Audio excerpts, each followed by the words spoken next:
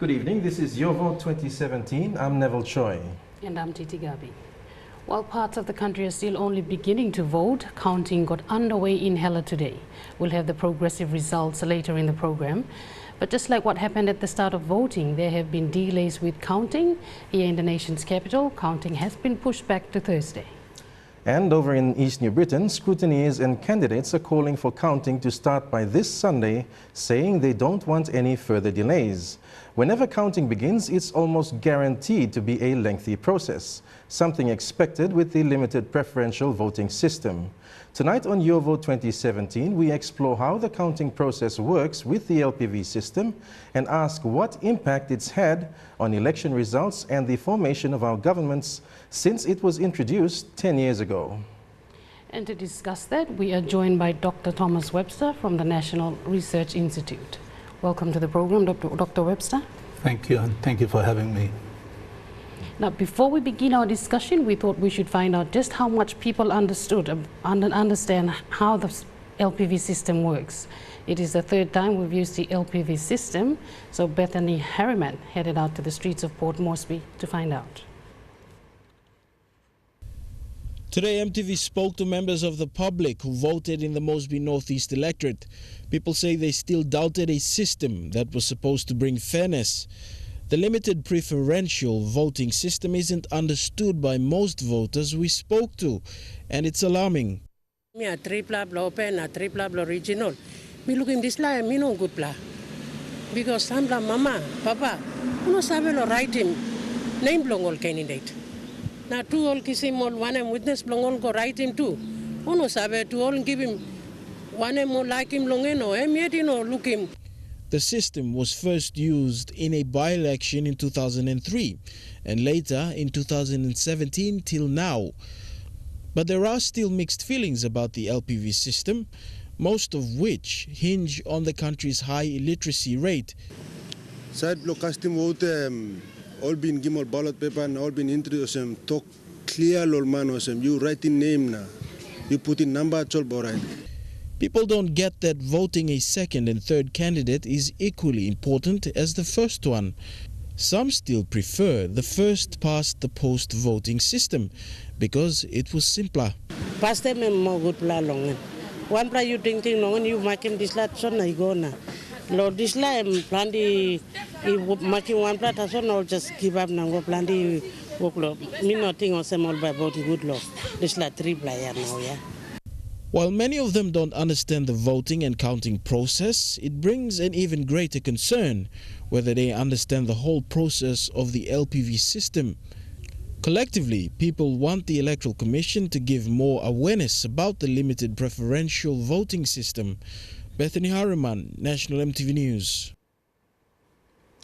Those are the views of some people on the streets of Port Moresby, and there's certainly a mix of understanding on what the LPV or Limited Preferential Voting System is and how counting of votes works. So to help us break it down and make sense of it all, we're joined in the studio by Dr. Thomas Webster from the National Research Institute. Dr. Webster, we've just watched that short clip there.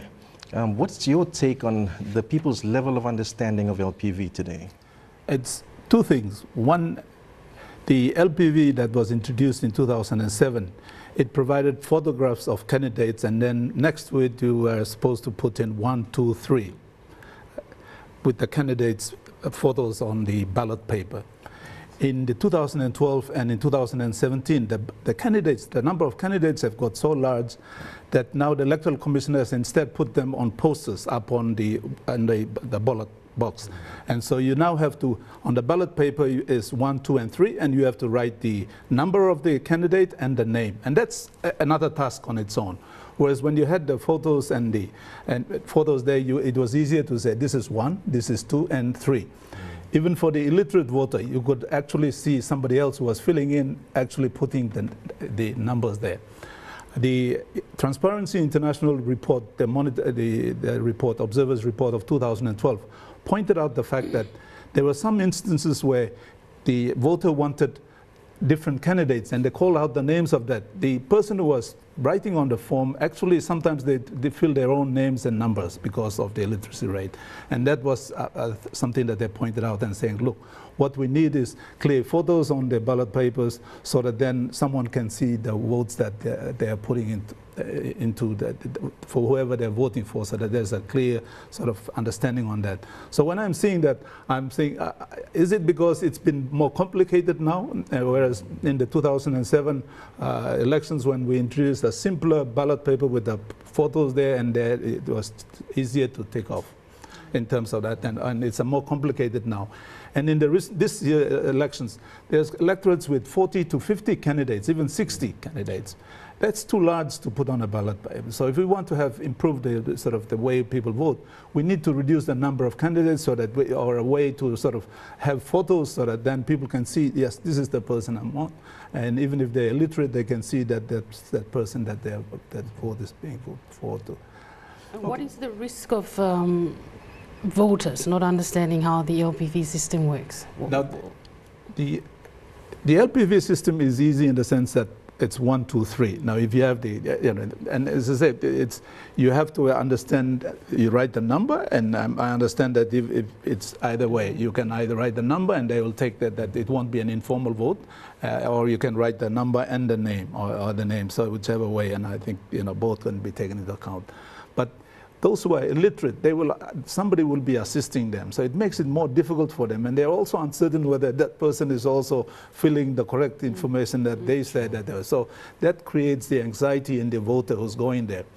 Now, the benefits of the limited preferential voting system, as we saw it in 2007, were to a large extent dealt with the problems of the previous elections in the previous years, where we went first past the post system. We had candidates from different villages and hamlets who are saying, this is my base vote, you are not coming here.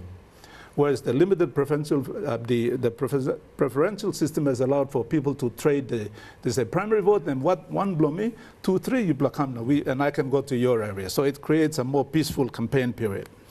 The other and so we've seen that the benefits of it, it's more peaceful now campaigning than it was in the past when we had the first past the post system. The second benefit of it is that in the first past the post system, we had candidates in every village, and what happened was that if someone was elected, they only had a slip, less than 10% of the whole electorate. Now, you can't say that that person represents the whole, the electorate, or the, sort of a sizable sort of interest of the electorate. So through the limited preferential system, you can have the primary base vote, but you have a secondary and a third. So there's a larger group of people who prefer that candidate to represent them in Parliament. And I think those two benefits are still there. And if we sort of lose sight of the benefits that we sort of saw back then we might lose the benefits of the limited preferential system because of this administrative hassle. Another issue with the LPV system we've seen is that voters are saying they vote one, the first preference is the important one, and that's all they care about. And a lot of them have said that 2 and 3 will be just anybody. Is that correct? That is also a misconception that voters need to be aware of. And I think if we I looked at some of the 2012 votes. In some of the electorates, people who were fought in the primary counting actually won on the preferential votes. Fourth or third in primary. In many cases, the primary votes, people who were either in the third, second, or first position actually went on to get more preferences and they won. But the second and third are just as important. And if we look at the way it's distributed, if a candidate gets 50% of the votes that have been cast, and less the informal votes, 50% plus 1. And in the primary votes, they are declared on that count. But if they don't, then they go to the second preferences and second and third preferences. So those preferences make a difference, and it's still important that they cast those second and third preferences. Is it true that it's very rare that candidates win on primary count?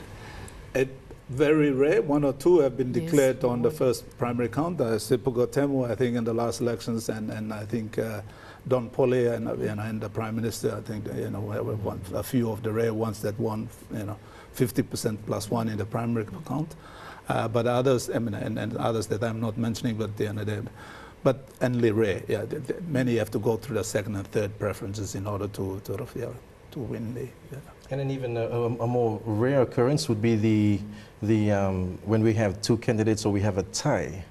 Now, how is that usually sorted out? That's a very rare incident indeed, and I think in the preferential, it would sort of reduce the chances of that occurring. If it was first past the post, you might have that occurring. And I know by law, some people say, hey, you draw a name out of the hat to put it into a hat, and the returning officer can pull out one. I think I saw it on television in either the UK or somewhere where that happened, and they did that, or some other lottery, some kind of a lottery. And it's an unfortunate situation, it's a tie, but somebody has to win, and so they end up doing that. I'm not sure why they don't sort of say, we have a rerun and do another run, but that's how they decide that. Yeah. Now, in the past voting system, there was always this concept of block voting. Does that still apply under LPV? Because people are still saying during campaigning and when polling started, they said, we will block vote XYZ candidate. Does that still apply under LPV, or is it? I've heard of that. The National Research Institute had election observers in the 2007 elections, and we had, and also in 2012 in a few places. I've heard that that's occurred, where at the polling area, there are sort of 3,000 ballot papers, and there is an agreement among the community that we will support these three candidates. So you have 1,000, you have 1,000, you have 1,000. We start filling them in, and then they sort of say 1, 2, 3 for each of those, and that's it. They've agreed to that, and that and that's happened. Yeah. So in some of the highland areas, I've heard stories, but again, there's no evidence that has been produced to challenge a winner in a court case, so that evidence is then becomes evidence for reform. Sort of that's hard evidence, but it's rumors and stories that I've heard, and there's more than one story I've heard, so it must confirm the rumors. Okay, we're going to take a break here. Right, so we'll take a break now. You're watching Your Vote 2017. Follow us on Facebook by liking the Your Vote 2017 page. You can also send us a message or even ask a question of Dr. Webster. After the break, we'll find out how the counting process for LPV works. Don't go away.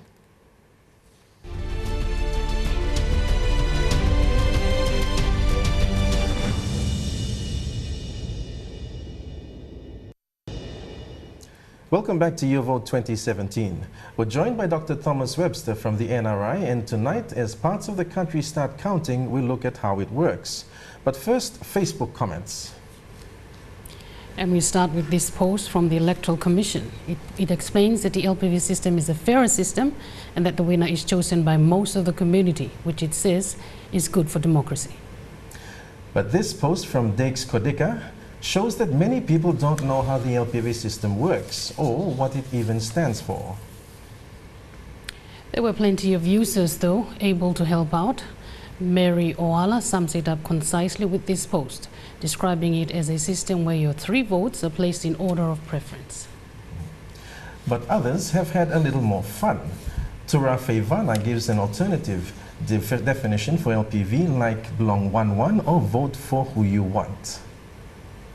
And finishing with this post from Nathan Joe Miremba, who seems to be confused about the whole process, asking why is it that we vote only 2 and 3 in the 2012 general election. He describes himself as feeling annoyed and writes he won't vote.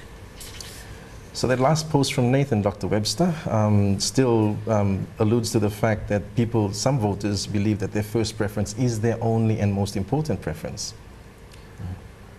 I think it's not. It can make a difference. Yes, it is the most important.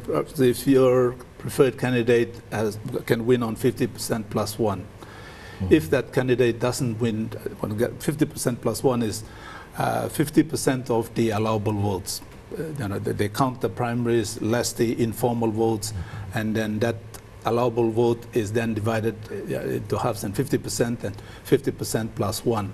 If a candidate gets at 50% plus 1 or more, then it's declared on the first count. But if not, then the second and third preference comes into play, and so that will then determine who gets. And as I said, I was looking through some of the 2012 and then one of them was Angora, where other Samaria lost his seat.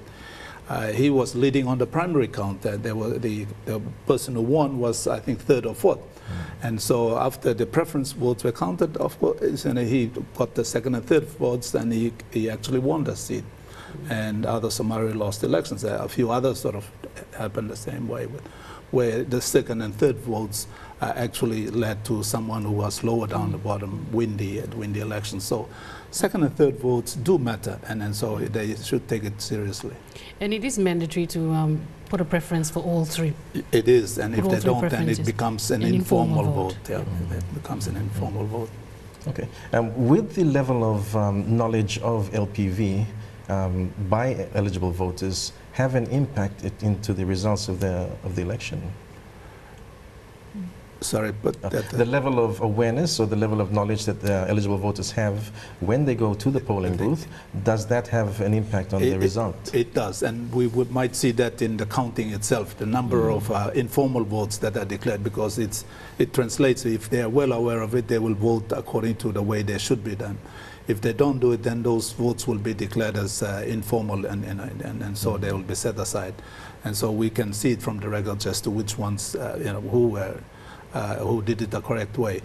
Having said that, I must say that I haven't seen a lot of publicity about how to vote in this round of elections, and particularly with the changes in the way the ballot papers did not have the photos, but you had to have the candidates' posters were put up, and you had to translate the numbers and the names onto the actual ballot paper. And so we didn't have, tell people how to do that, and then they might turn out to be more involved votes with them, voting incorrectly and filling the information like that. So compared to 2007 elections, and I suppose that was the time when we were also introducing the LPV, and so we tried to educate people, and so you saw a lot more awareness. And even though in the 12 and 17 we assumed that they understood, I think the way it was set out has changed. As I said, we didn't have the candidates' photos, and that's a big change, and you had to write the name and the number as well, and so those are big changes that we really should have gone out to the electorate and advised them on how to vote in this. What were the informal votes numbers like in 2012? I can't recall that, but there was informal votes across, a lot of the electorates. And the informal votes alone would tell us a lot of things about whether or not people understand. Then understand, and so if they don't vote properly, then those ballot papers are declared as informal because they can't see exactly who their votes are for. So we've heard about cases now since polling started of lots and lots of people not being able to find their names on the electoral roll. That must be a case of concern for you? It is a concern for me, and in any elections there we observe and we say that there are three critical phases of any election. One is the common roll, the preparation for the and the common roll. Then the second bit is the polling. You organize the polling, and then the third bit is the counting. Now, if we do the common roll properly and get that done well, then it also eases the sort of the pressure and the way of doing things in the actual polling and also in the counting. So there have been a lot of concerns about the common roll, even since the 2007 and even before that. I was looking through a report from 1997 on the elections, and they raised the issues about the common roll then, saying, look, there are people who should have been on, they're not on other areas, there are ghost names and so on. So we haven't sort of done any work to improve the common roll, and that's where now we're going to have a problem, what the problems are emerging in terms of the common roll leading to the polling, where people were sort of turned away because the names were not on the common roll, and then the counting, because now what in the counting, what they will need to do is bring the ballot papers, the boxes, and make sure that it's secure, that the number of votes in there are the ballot papers, the number of ballot papers correspond with the number of votes that were cast, and then to make sure that they're counted in and then sort of accorded to whoever sort of candidate, and eventually a winner is declared. So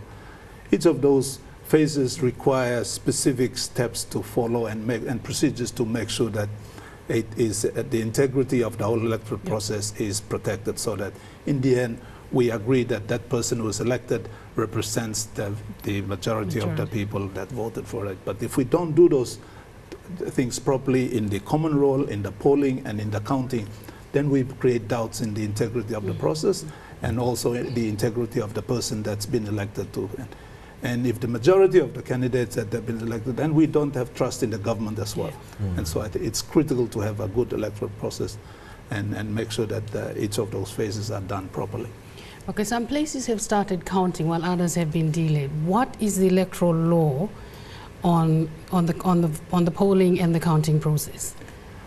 I'm not so sure about the law, but I know that procedurally, and I've talked to different people, and it's always been the practice that as soon as polling ends, the counting starts. And I think there's some elements of law. You know, we need to ask lawyers to make sure, but by law, I think it reflects that. What it does is it reduces the problems of tampering with the votes that have been cast. You know, and you see people, sort of the scrutineers, hanging around and making sure that there's no ballot papers, additional so-called assumed ballot papers, floating around that are being put into the boxes that are containing the ballot. So there are fears, and so they are around there. They're spending money. The candidates are spending money to make sure that the police and the security people are sort of around because these people are around. So we're spending a lot of money just making, keeping up the security of that process. There shouldn't be any, I know in the previous elections, as soon as polling ends, they bring in the ballot, they start the counting. So I don't understand why we now have long delays between the end of polling and counting. All the preparatory work should have been done, so it just gradually moves from one phase to the next. And it reduces all the cost of everybody's time, the cost of paying allowances, the cost of everything. Is there a danger that with the delays to the start of counting in certain areas, that the process of counting will be delayed further and pushed out? Is there a deadline to counting? There is, and I guess it's up to the electoral commissioner, the return of wreaths have a certain deadline, and I'm sure that if that happens, then the previous electoral commissioner, I know in 2012, they sort of extended the date and so on with the Governor General sort of writing on the giving the extension. But there is a real risk in terms of, for two reasons, and for the one reason that is emerging is because of the number of candidates. We now have about 50, as I said, the 50 or 60 candidates in some of the electorates. So if we don't have a 50% plus one and declare someone in the primary vote, then we now have to start with the person who got the least number of votes and start counting backwards and redistributing those votes. So it will take about 50 times to get there. Whereas if we have 10 candidates, it makes it a lot more easier. With the with the increased tensions and people watching and objecting and this sort of, the other reason also is that the scrutineers, now 50% or 50 or more people will now want to know what's happening. Where are their votes going? Whose vote was it? Is it my sort of candidate's vote? Where is it going? So they will now want to see that happening. And each candidate may have 2 or 3 sort of scrutineers to replace one who's going out and so on. So it's going to be a crowded room, and that will add to the delays in getting things done. Sorry, excuse me. I know we trialed it I think in 2008 or 2009 in Medeng, and in Simbu they did it for the Kundiang Gembok by-election. They used a scanner and they put up the primary vote, and they put it up on the big screen and using a projector and say, look, this is the vote. And so, only on the first primary vote, and people had a fair idea of where the second and third preferences went. So after that, then, started distributing it, and the scrutineers were fairly happy and, relaxed. And I'm not so sure whether the electoral, some areas are going to use that, but if they do that, then that will ease the pressure on the scrutineers wanting to see every sort of, and stopping the process at every step, saying, hey, I want to cross-check that and so on. But it is going to take a long time, I can assure that. Right. We'll take a break now. You're watching YourVote 2017. Like us on Facebook. You can comment or send us a question on our page, YourVote 2017. We'll be back with more after the break, including the latest from the Electoral Commissioner, Patilius Gamato, on progress towards counting. Don't go away.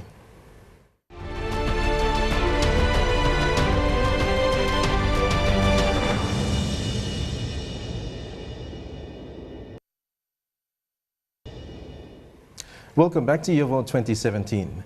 Counting began in Hela today, and we can bring you some of the preliminary results from the Taripori electorate. 5 boxes have been counted so far, out of a total of 79. And sitting member, Minister for Finance, James Marape, is well ahead with 3,315 votes. Johnny Pokaya Philip is on 792, while Michael Joseph Payawi on 451. Electoral Manager John Tipper stopped the counting at 4 p.m. this afternoon after he had some concerns that candidates were getting too close to the counting area. He's seeking legal advice. Dr. Webster, so we've got Taripori already starting to count, and up until 4 p.m. this afternoon were the results. But we've had a concern by the returning officer, and he felt that counting should be suspended. Do we see that playing out across the country as counting starts? There is it can, you know, those are the sort of delays that can cause lengthier delays, and we don't, that's from outside. Inside there can, you know, scrutineers can ask and object and say, look, we want some explanations, so they can. But in this case, it's, you know, Taripori, the candidates and are getting close. It's also part of the security issues that we've read in the papers and on the media, so I guess is concerned about them getting close and sort of causing sort of some problems in the county area. Okay. I guess so far we've had, you know, people have been really good in in sort of people that I've talked to. The ordinary person wants to see a good election, a good outcome, and it's only some you know, individuals and groups with vested interests who are out to make sure that their candidate or they win, you know, at all costs. And I guess the ordinary citizen wants a good outcome, and we should allow the votes now that it's been cast for them to be counted and see how it results. The last thing you'd want is for that to be delayed and kept on, you know, prolonging, and we still end up with the same results. But having said that, we need to count them properly, and you know, if that lengthy it goes, it provides an opportunity for sort of foul play to be created too. You know, destroying the ballot papers or putting additional ballot papers, as some people are speculating and so on. So it creates those opportunities, and we just should allow the process to take its course. Now, very, very quickly, yesterday Gamato held a conference and said he would create a task force if it was popular that the current the whole process of the 2017 elections was to be deemed failed. So that he gave an undertaking yesterday. What's your comment, very quickly? I think we can't sort of have a whole failed election across the country, and you know, we don't have any provisions for that. We must have an election to have representatives in Parliament. There will be some electorates where there will be problems that emerge, and you know, will not end up in a fair result, and it's incumbent on Mr. Gamato to sort of say whether an electorate has failed. However, I was very happy when he said that he set up this advisory committee, and I think he should really pass that to the advisory committee to advise him on which electors to failed elections. It takes a lot of pressure off him. He should not be the individual to say, I'm the one who will declare failed elections, because once you do that, then there's a lot of pressure put on you to do certain things. And so he should use that advisory committee to declare, sort of, to advise him on which electorates or elections should be failed.